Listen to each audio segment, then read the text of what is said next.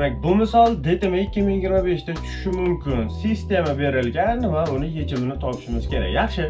Yuqoridagi berilgan ifodadan x ni topib olsak, x barobar 1 minus y ning kvadrati bo'ladi. Pastdagi x ning o'rniga mana shu ifodani olib kelib qo'yamiz. Ya'ni 1 minus y kvadratning kvadrati plus y kub barobar 1. Qisqa ko'paytirish bo'yicha ochib olamiz. 1 minus 2y kvadrat plus y ning 4-si plus y kub barobar 1.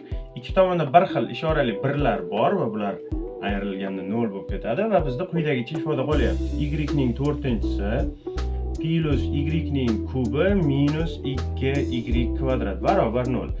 Umumiy ko'paytuvchi qilib y kvadratni qavsdan tashqariga olib chiqsak, y kvadrat plus y minus 2 degan ifoda qoladi barobar 0. Endi ifodalar ko'payganda 0 bo'lishi uchun ularning har biri 0 bo'lishi kerak. Ya'ni y kvadrat teng 0, bundan y teng 0 degan yechim chiqib keladi.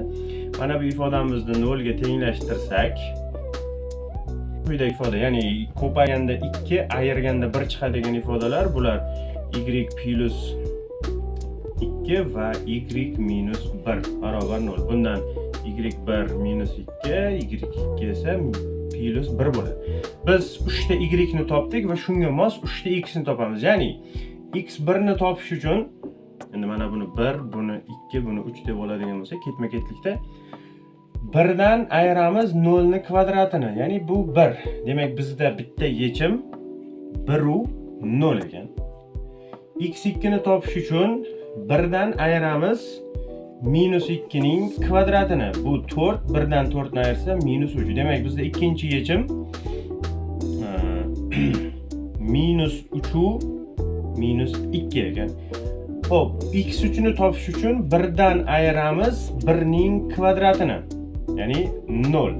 Demak, bizda x3 ni topmoqchi bo'lsak, 0 u 1 ga teng bo'lar ekan. Demak, bizda sistemamizning javobi mana shu 3 ta ifoda chiqar ekan. 1 0, minus 3 minus 2 va 0 u 1.